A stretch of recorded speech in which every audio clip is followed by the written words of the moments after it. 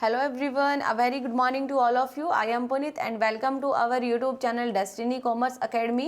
तो हमने first part के अंदर पढ़ा था कि ऑर्गेनाइजेशनल स्ट्रक्चर क्या होता है रिटेल ऑर्गेनाइजेशन के अंदर, रिटेल इंस्टीट्यूशन के अंदर, और हमने पढ़ा था कि क्या प्रोसेस रहती है। ओके और अब हम डिस्क्राइब करेंगे कि ऑर्गेनाइजेशन स्ट्रक्चर जो हमने पढ़ा था कि हर एक ऑर्गेनाइजेशन का डिफरेंट ऑर्गेनाइजेशनल स्ट्रक्चर होता है, डिपेंड करता है organisation to organisation, business to business depend करता है। तो यहाँ पे हम पढ़ते हैं जियोग्राफिकल ऑर्गेनाइजेशन स्ट्रक्चर। जियोग्राफिकल के बेसिस पर किस तरीके से हम डिवाइड करते हैं ऑर्गेनाइजेशन को, और जिन पर्सनस को हम क्या असाइन कर रहे हैं, responsibility, authorities and duties assign कर रहे हैं। तो देखिए इस डायग्राम के अंदर आपको कुछ जो वर्ड है वो दिखाई नहीं दे रहे, तो आप मेरे साथ साथ लिख लीजिए और आप इसकी पीडीएफ जो है वो टेलीग्राम चैनल से आप ले सकते हैं। देखिए यहाँ पे लिखिए आप vice president,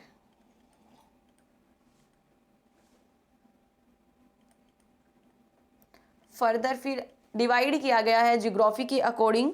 first one is a regional level,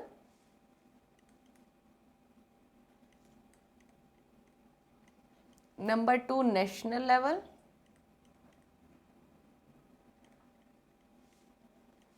and number 3 international level.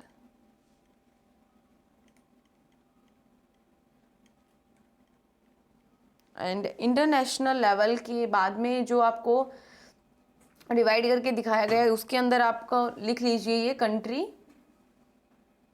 Wise classification कर देते हो।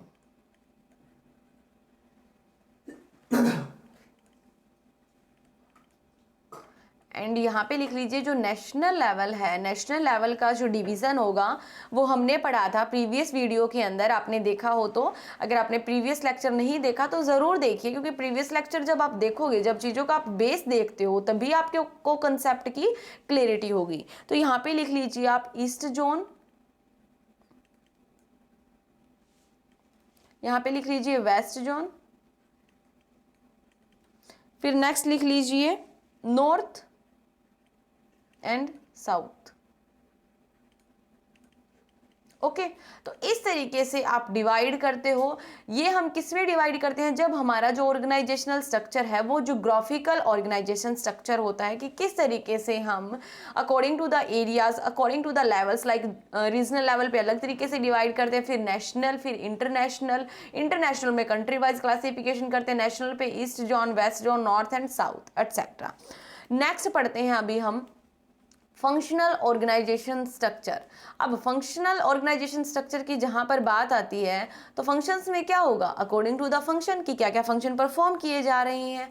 तो यहाँ पे आप लिखिए, देखिए यहाँ पे लिखिए आप वाइस प्रेसिडेंट,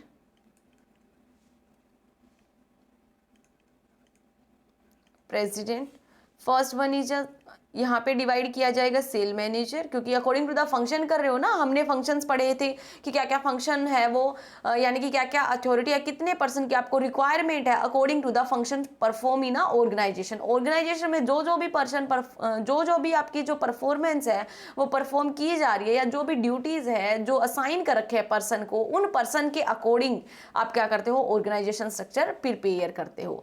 लाइक यहाँ पे आ जाएगा सेल मैनेजर, देन आ जाता है आपका एचआर मैनेजर, नेक्स्ट आता है फिर आपका फाइनेंस मैनेजर,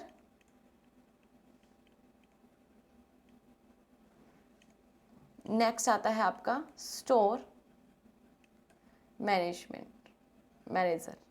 ओके इस तरीके से हम डिवाइड करते हैं, जहां पर हम अथॉरिटी को, रिस्पॉन्सिबिलिटी को, टास्क को, ड्यूटी को जो डिस्क्राइब की जाती है on the basis of the function, this is called a functional organisation structure. उसको हम क्या बोलेंगे, फंक्शन ऑर्गेनाइजेशन स्ट्रक्चर बोलते हैं, जहां पर according to the functions divide किया जाता है।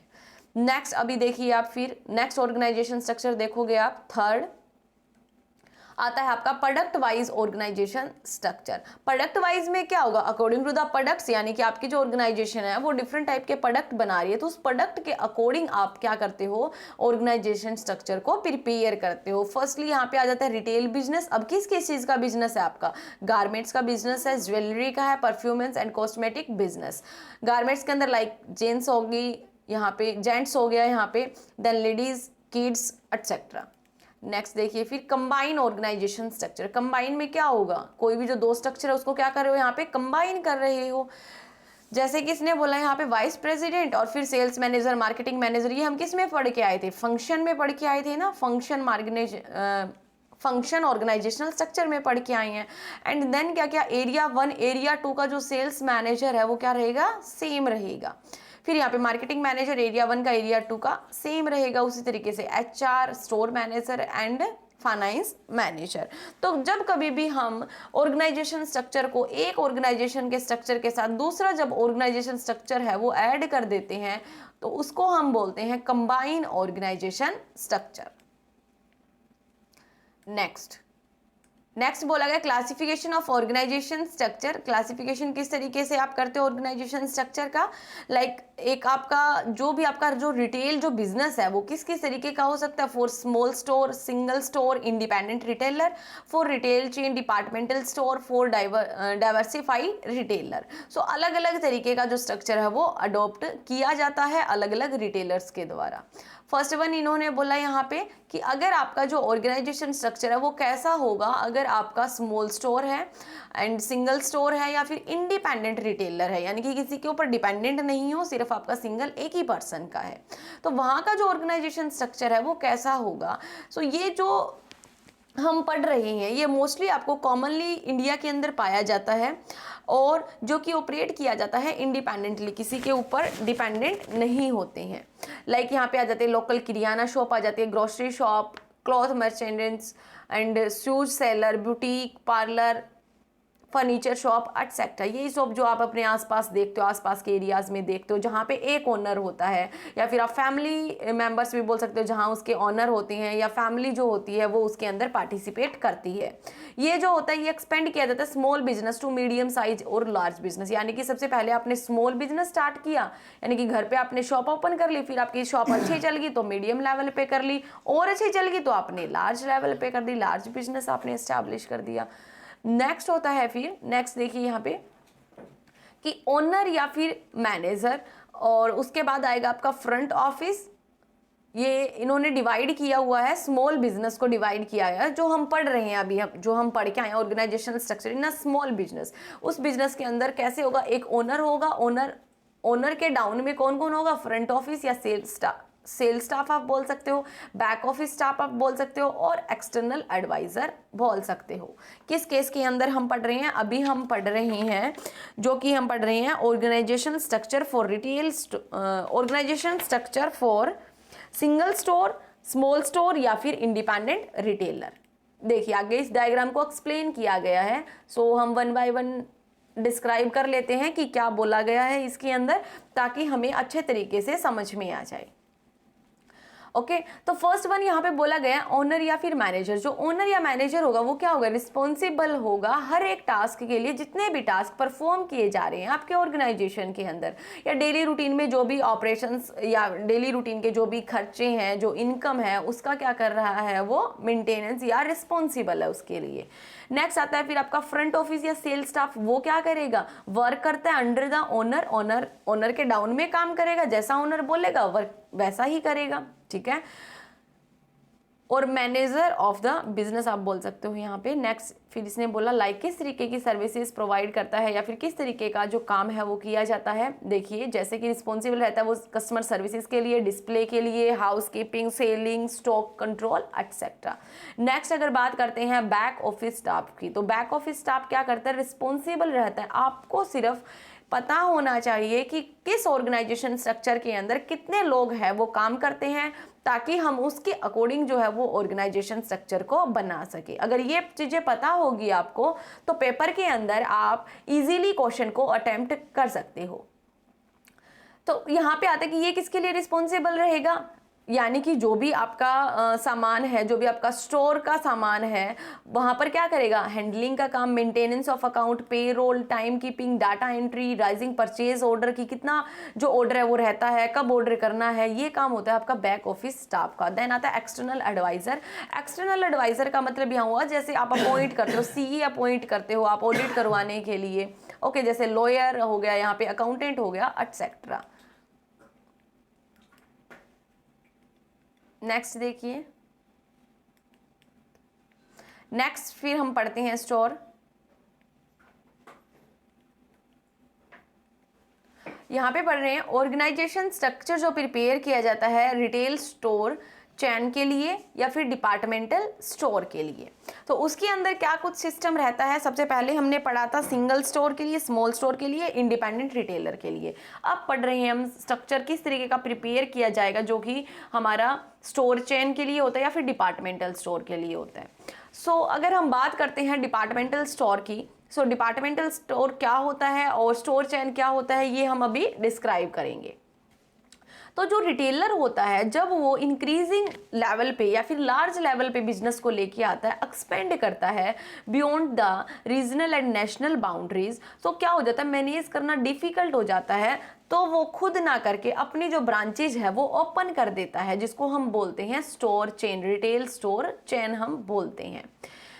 इसने बोला वो डिसाइड करता है यानी कि वेरियस चेन स्टोर को ओपन करने का डिफरेंट लोकेशन पे, यानी कि एक पर्सन के लिए तो टिपिकल, अब वो कहाँ पे रहेगा, एक पर्सन तो एक ही शॉप पे रह सकता है, वो क्या कर देता है अपने ही स्टोर कहाँ पे, दूसरी जगह पे, दूसरे यानी कि आप बोल सकते हो दूसरी लोकेशन पे ओपन कर देता है। फिर नेक्स्ट इसने बोल रखा है जो रिटेलर जो पर्सन होता है उसको क्या होता है कि रिटेलर अपना जो सामान बेच रहा है शॉप के ऊपर, तो वो क्या करेगा, एक ही शॉप को संभाल सकता है, ज़्यादा शॉप को तो नहीं संभाल सकता। ओके, लेकिन ये है कि वो अपना बिजनेस को एक्सपेंड कर सकता है according to the area wise. जैसे इसने बोला भी हुआ इस पैराग्राफ के अंदर, लाइक इन्होंने बोला कि business geographically such as regional wise, state wise and country wise. जो रिटेलर है वो आपका अलग अलग तरीके का भी बिजनेस कर सकता है according to the product line के अकॉर्डिंग, लाइक गारमेंट्स बिजनेस हो गया, ज्वेलरी का हो गया, परफ्यूम, कॉस्मेटिक एटसेट्रा। नेक्स्ट देखिए फिर आप,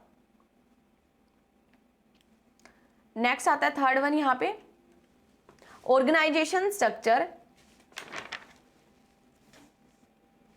देखिए यहाँ पे बोला गया कि organisation structure for diversified retailer. Okay, कि अगर कोई भी डाइवर्सिफाइड रिटेलर है उसके लिए जो है वो ऑर्गेनाइजेशनल स्ट्रक्चर किस तरीके का होगा या फिर किस तरीके का मेंटेन किया जाएगा। डाइवर्सिफिकेशन का मतलब होता है कि अनरिलेटेड बिजनेस करे, जो भी रिटेलर बिजनेस कर रहा है उससे अनरिलेटेड बिजनेस करे। देखिए यहाँ पे बोला गया कि generally ownership is such type of business usually centralise. Ownership तो किसकी रहेगी, सेंट्रलाइज का मतलब हुआ कि सारे जो डिसीजन है वो वही लेगा जो ओनर है रिटेलर का। But the organisation structure is very complex, क्योंकि कॉम्प्लेक्स तो होगा ही, अगर आप अलग अलग या फिर अनरिलेटेड प्रोडक्ट को सेल कर रहे हो तो कॉम्प्लेक्स तो होगा ही।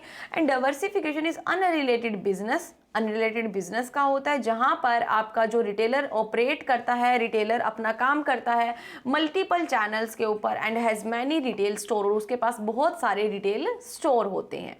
कुछ आपको यहाँ पे पॉइंट्स दिए गए हैं कि हम किस तरीके से डाइवर्सिफाई जो रिटेलर है उसकी नीड को फुलफिल किया जाता है। देखिए यहाँ पे इंटर डिवीजन कंट्रोल, नेक्स्ट आता है यहाँ पे proper resource allocation among the various business, यानी कि रिसोर्सेज भी एलोकेट करवाने पड़ते हैं, बंटवारा करना पड़ता है रिसोर्सेज का। नेक्स्ट अवॉइडिंग और coordinating inter division competition, avoiding advertisement conflict, small use of managerial skill. अब हम यहाँ पे पढ़ते हैं next diversified retailer to manage all complexities, यानी कि जो भी डाइवर्सिफाइड रिटेलर है उसको बहुत सारी प्रॉब्लम्स आती है, बहुत सारी कॉम्प्लेक्स एक आपका जो बोलते हो वो आपका ऑर्गेनाइजेशन स्ट्रक्चर बन जाता है। तो यहाँ तक हमने पढ़ा है कि अलग अलग जो रिटेलर्स होते हैं, लाइक फर्स्ट वन हमने पढ़ा जैसे कि जो स्मॉल रिटेलर्स है या फिर सिंगल स्टोर रिटेलर्स है उनके लिए क्या ऑर्गेनाइजेशन स्ट्रक्चर होगा, फिर हमने पढ़ा डिपार्टमेंटल स्टोर के लिए, और फिर हमने पढ़ा डाइवर्सिफाई रिटेलर्स के लिए।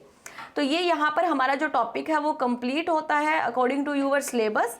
सो जैसा कि आपके सिलेबस के अंदर पॉइंट्स टू पॉइंट दिए गए हैं, हम उसी तरीके से आपको नोट्स प्रोवाइड कर रहे हैं, वही आपको कंटेंट प्रोवाइड कर रही हैं। कंटेंट आपका टू द पॉइंट चलेगा, कोई भी एक्स्ट्रा चीज़ें हम नहीं दे रहे हैं, क्योंकि आपके पास लिमिटेड टाइम है और इस टाइम का यूटिलाइज करके आप अच्छे से तरीके से आप स्टडी कर सके और अपना 100% दे सके। Okay, so thank you everyone, and do like, share and subscribe our YouTube channel Destiny Commerce Academy. Thank you everyone.